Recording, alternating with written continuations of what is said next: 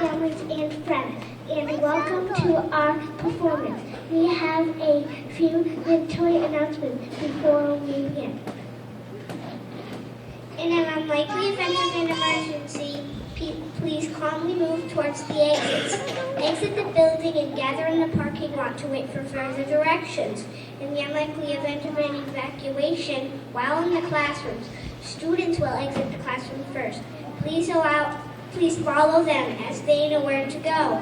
Please be advised that there is no smoking allowed in any school building or on school property with accordance with Chapter 71, Section 37H of the Massachusetts General Laws.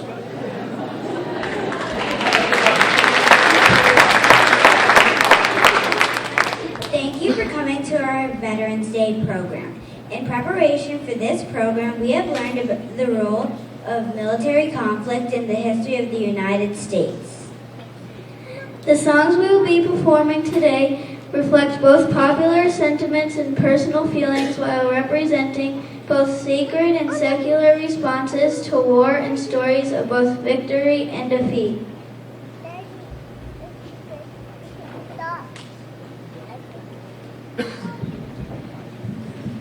Our school community also uses the Peace Builders program, which encourages us to think about how people should treat each other. The intersection between these two topics is interesting because we discuss our need to have people ready to protect us even as we work toward the future where violent conflict becomes obsolete. Therefore, we would like to share with you the Peace Builders Pledge.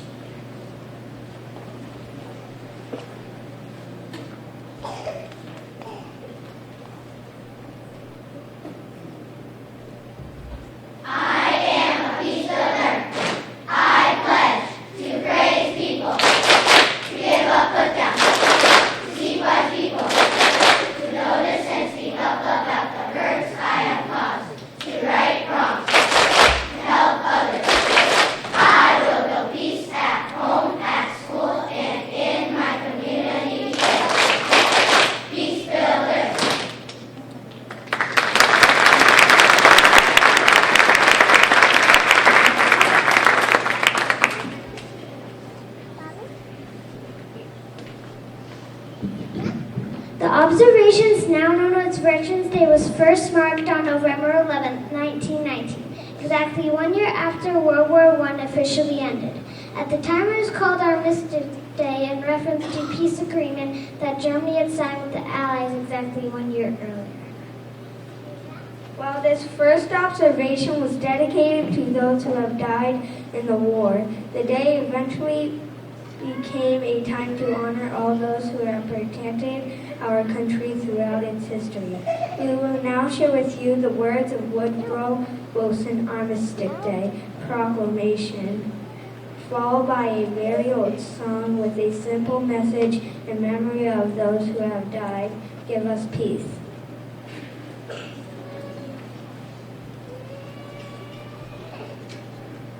To us in America, the reflections of Armistice Day will be filled with solemn pride and the heroism of those who died in the country's service, and with gratitude for the victory both because of the thing from which it has freed us and because the opportunity it has given America to show her sympathy with peace and justice in the Council of Nations.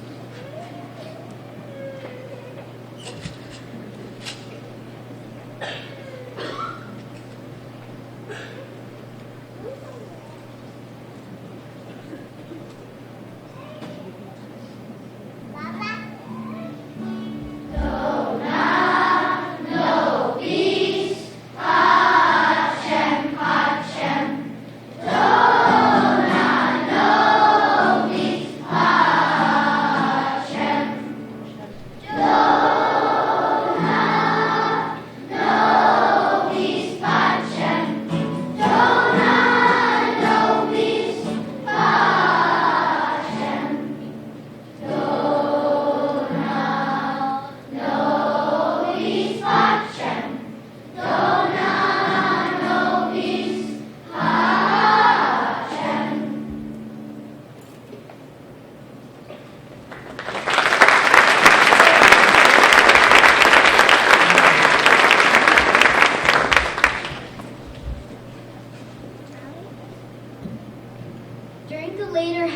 the 1700s, the people of the 13 British colonies in North America became increasingly upset that Britain was collecting taxes from them without giving any say in the government.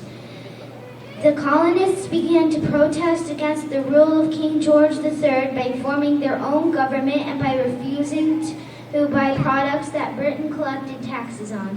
The most famous protest was the Boston Tea Party, when a group of colonists in Boston, Massachusetts, boarded British cargo ships and dumped crates of tea into the Boston harbor.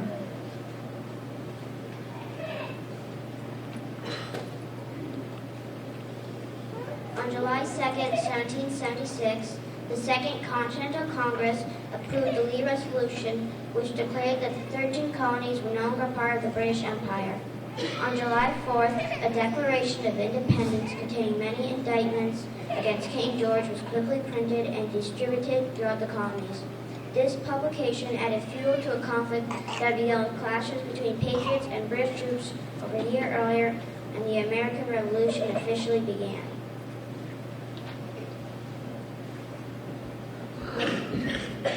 With the help of a number of other countries, the war came to an end in 1783, and the United States of America were recognized as a new country.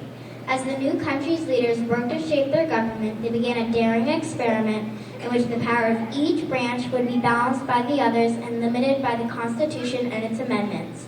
Under these rules, the government would always exist to serve the people, never to control or exploit them.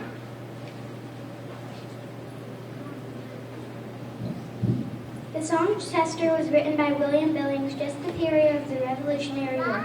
It represents a New England singing tradition in which the lines between sacred and secular are blurred, and in which lyrics and melodies are often interchangeable. Chester was one of the most popular patriotic songs of its time.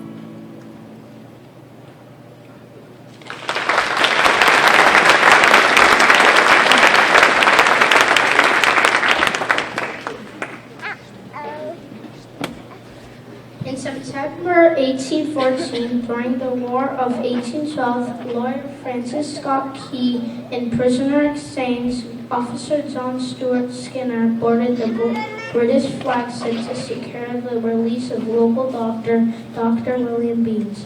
During the negotiations, they were invited to dinner with the British Vice Admiral.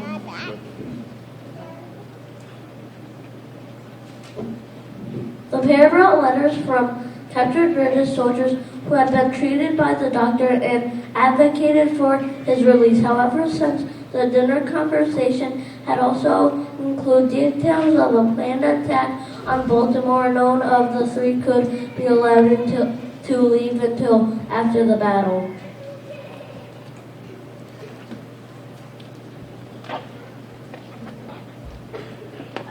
Spending the night on an enemy ship during the attack of Fort McHenry was an intense experience for Francis Scott Key, and he expressed his feelings by writing a poem about the event. In the poem, he describes the American flag which flies above the fort as long as it has not been captured, and remembers the darkness of the night as he waited to see if the dawn's early light would illuminate an American or British flag.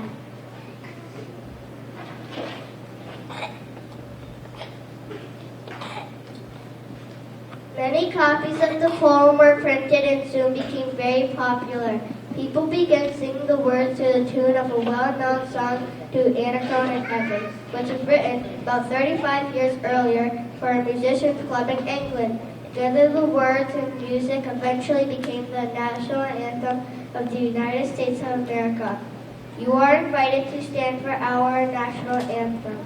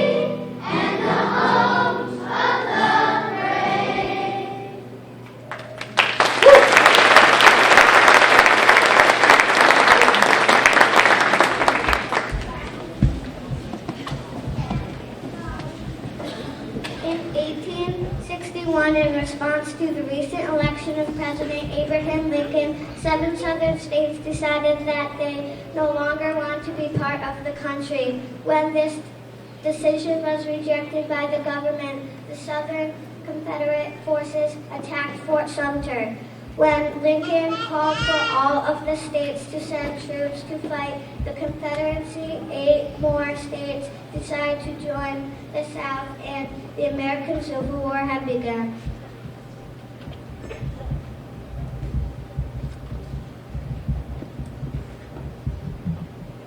During the war, the band leader Patrick Gilmore wrote a song about how happy it would be when the war was over and the soldiers finally returned home. Underwriting the name Louis Lambert, Gilmore describes the town in celebration at the return of their men.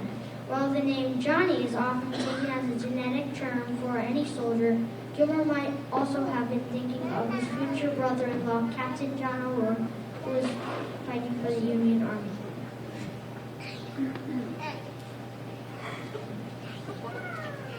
Being based on a popular old melody, the new song quickly took its place in the folk repertoire of our culture and spawned many variations. While one version, Johnny I Hardly Knew Ye, was a sad song about a soldier who was pressed into service by the British and left terribly disabled.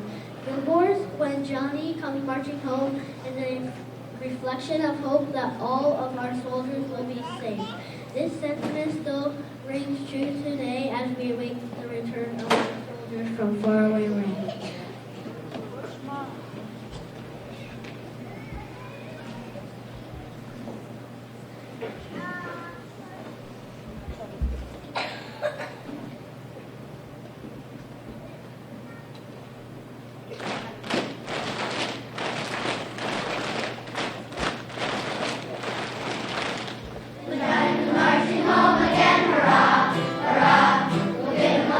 Welcome and hurrah!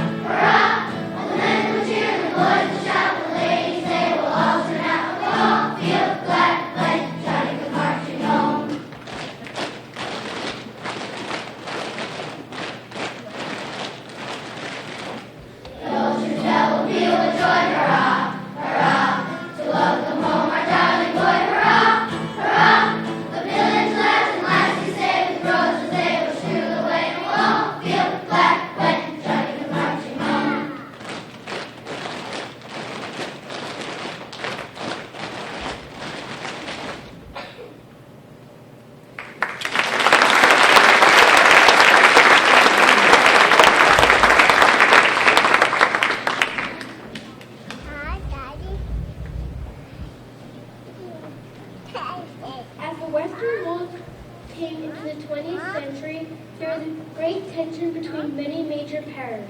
Attempting to create security for themselves, most of the powerful countries had created complex network of agreements and alliances.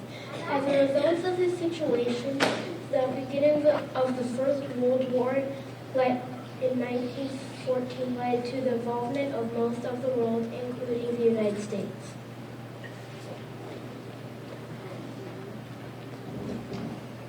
In 1915, Canadian Field Surgeon Lieutenant Colonel John McCree was working near the front lines in an area of Belgium known as Flanders. The deaths of many soldiers, including his friend Lieutenant Alexis Helmer, inspired him to write the poem In Flanders Fields. In his poem, McCree speaks for the deceased soldiers, reflecting on their short lives and calling on others to take their place so that the dead may rest in peace and having not died in vain. The bright red poppy flowers which grew in the disrupted soil of the battlefield soon became a symbol of remembrance.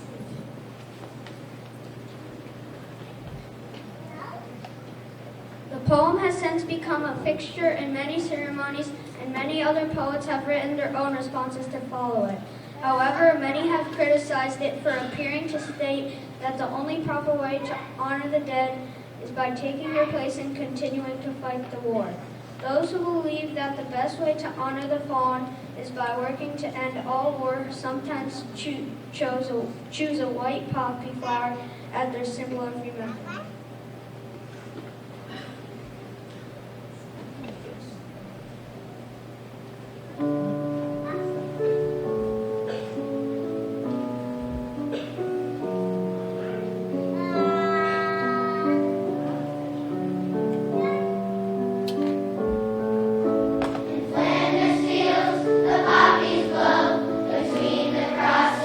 Row on row that mark our place, and in the sky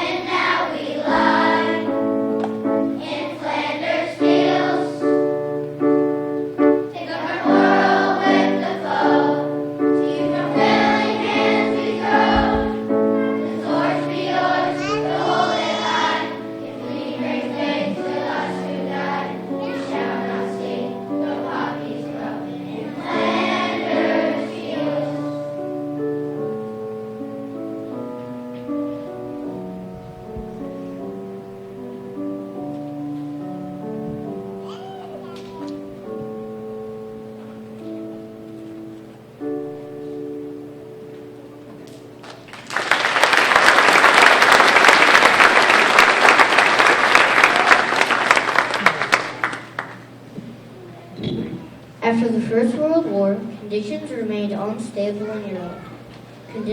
Continuing disagreements over the terms of treaties after World War I, along with the Great Depression, allowed Mussolini and Hitler to rise to power. The German invasion of Poland in 1939 started the Second World War, and all of the world powers soon became involved. The United States supported the Allies early on before becoming officially involved after the attack on Pearl Harbor in 1941.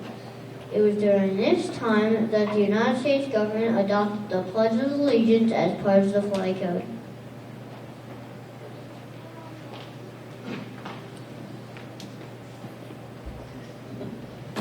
In 1892, a children's magazine called the Youth Companion published a program for public school students to celebrate the 400th anniversary of Christopher Columbus's voyage. As a central part of the program, American Baptist minister and Christian socialist Francis Bellamy wrote a new salute for students to recite. The original wording is, "I pledge allegiance to my flag and the republic for which it stands, one nation, indivisible, with liberty and justice for all."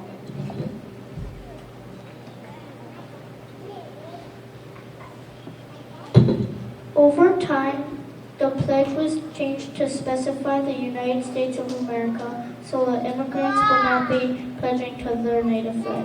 This version reads, "I pledge allegiance to the flag of the United States of America and to the republic for which it stands, one nation, indivisible, with liberty and justice for all."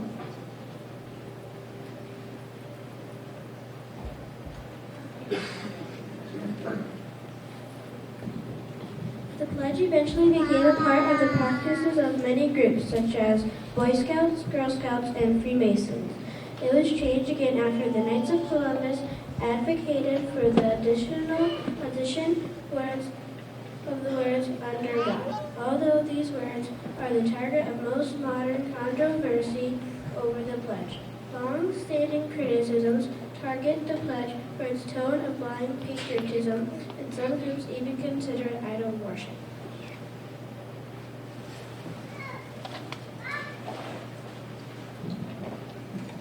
In light of these concerns, the courts have ruled that the pledge can be led in school, but that no one can be required to stand or to recite to the pledge.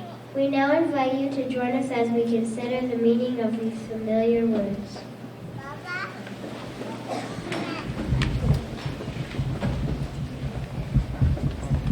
I pledge allegiance to the flag of the United States of America and to the republic for which it stands, one nation, under God, indivisible, with liberty and justice for all.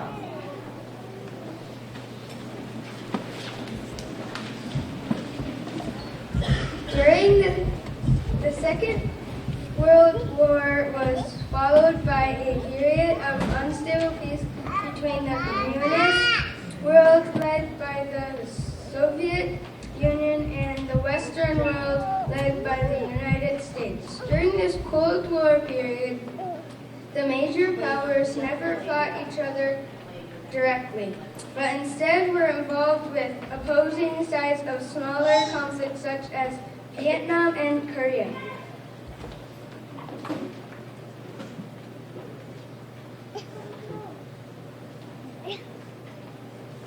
In the United States, the seemingly unified patriotism of World War II began to give way to many divergent public opinions. As citizens look back on the controversial events of the war, such as the internment of Japanese Americans and the use of nuclear weapons on civilians, they had to come to terms with the actions that have been carried out by their government. While some came to oppose the very idea of the military, others believed that you can support the troops and honor their sacrifice while protesting the things that soldiers are ordered to do. Folk music became an important way of expressing this kind of patriotism.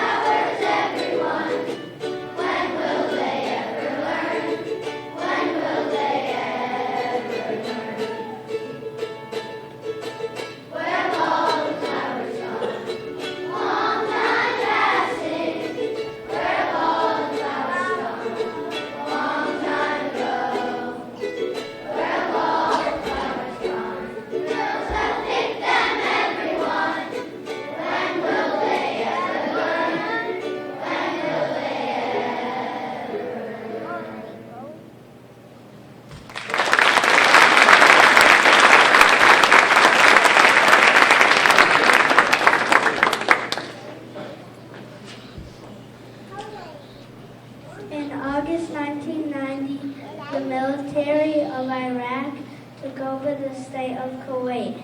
The United Nations protested, and soon many countries joined the military force led by the United States to push the Iraqi troops back out of Kuwait. The media played a new role for this first Gulf War with live news reports from the front lines and point of view images from bombers.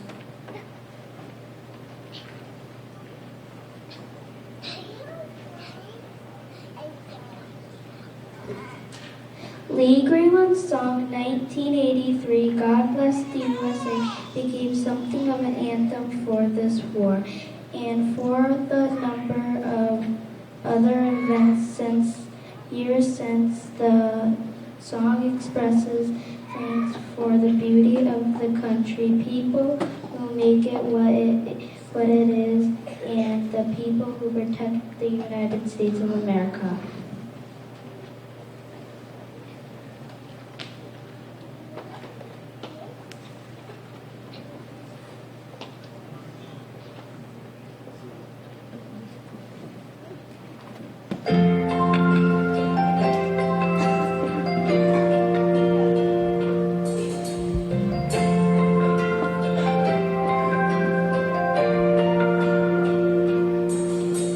All the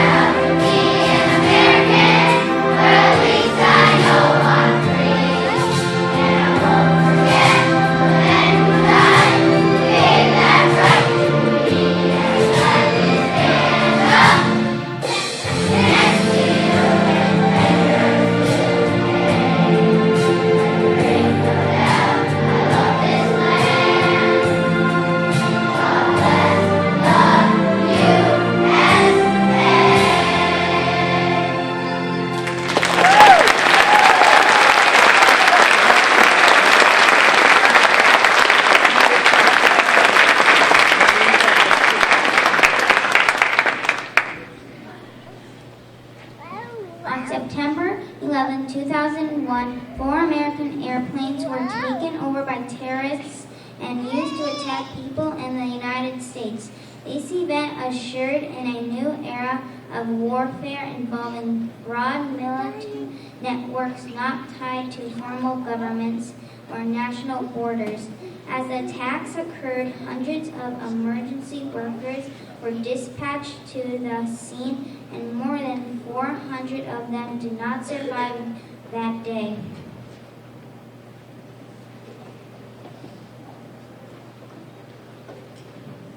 As we conclude our observance today, we remember that there are brave people who are willing to put their own lives in danger to help others. Sometimes they are police, firefighters, paramedics, doctors, soldiers, and others who have chosen dangerous jobs. But at other times, ordinary people like parents, teachers, volunteers, activists, and retail workers find themselves in extraordinary situations. Just as the world of 1918 reserved this day to give thanks to the heroes of their time. We use our final song to reflect on the meaning of heroism today.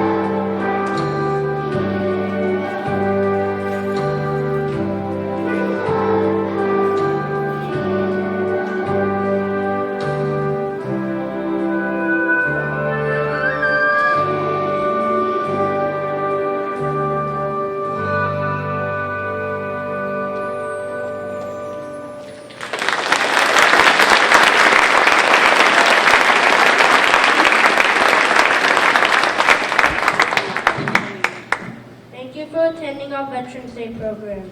We hope that you have enjoyed our performance and that we give you some things to think about.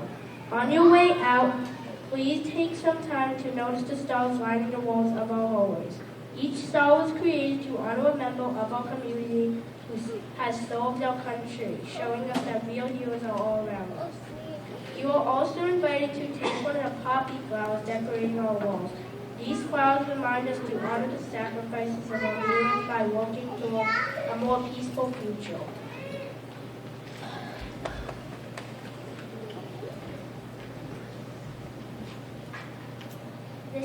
This concludes our Veterans Day tribute. Parents, if you are taking your child home with you, you may sign them out in their classroom.